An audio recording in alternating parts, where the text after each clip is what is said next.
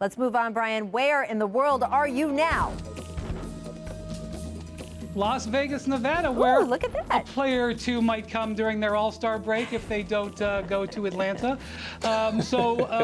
You know, the strange thing about this summer, Rachel, is there's going to be two things happening at the exact same time, which is preparation for the Olympics and the NBA Finals. And so it's already becoming an issue because the Tokyo Olympics look like they're going to happen.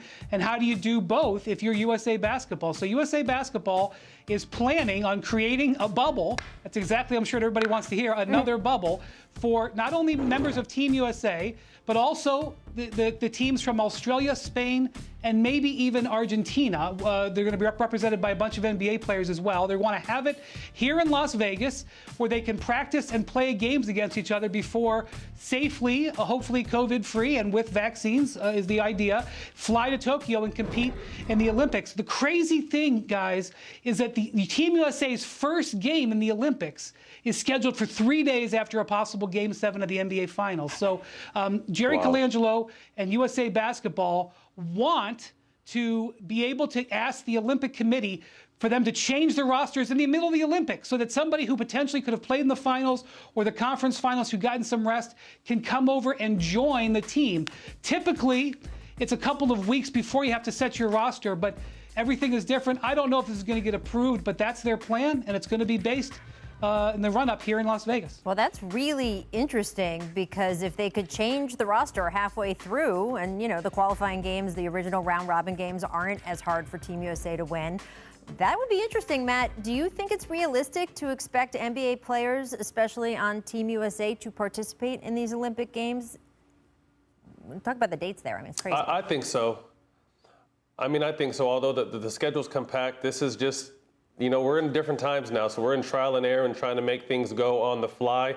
But if anything, you know, what I would want to see is really them kind of transition right to it. Because if they took a few weeks off or 3 or 4 weeks off after the finals and you kind of shut your body down, then you try to get your engine restarted, it might be a problem. So, I mean, I don't expect guys like LeBron, if he's going to play probably early in the games. But I think at some point when it starts getting more serious, he'll play. But like I said, they're doing something on the fly. This is the Olympics. This is what all the guys are waiting for. So I'm sure we'll have a stacked roster. Will be very interesting, and especially also players who are not Americans, who are playing for their country is so much of a rite of passage of their basketball experience, what they're going to want to do as well. All right, let's move on, Brian.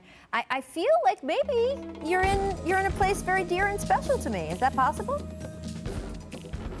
Yes, I am. You've been to, I believe, our nation's capital once or twice, Rachel. Yes. I think you stood right here at the Lincoln Memorial, probably on a high school field trip or two. Yep.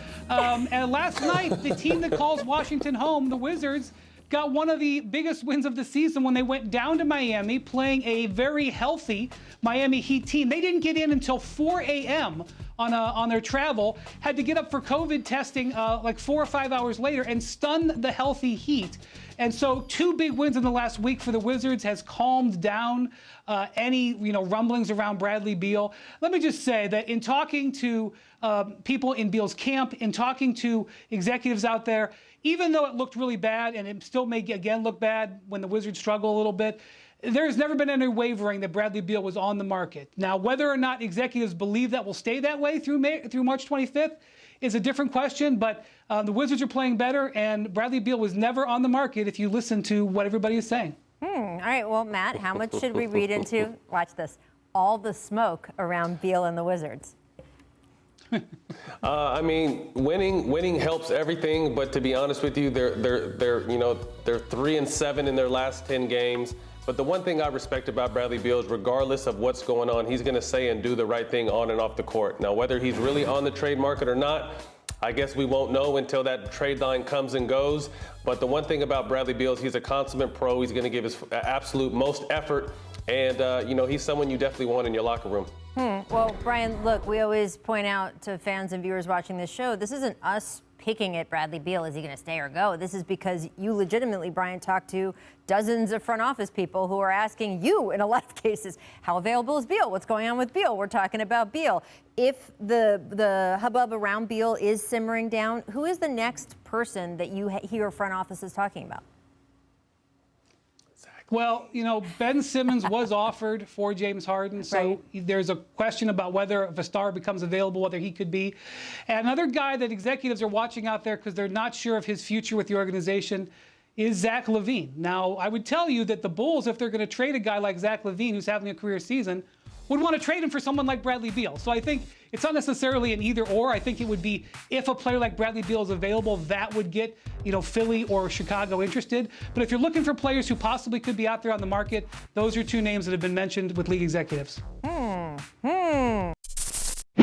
Thanks for watching ESPN on YouTube. For live streaming sports and premium content, subscribe to ESPN+.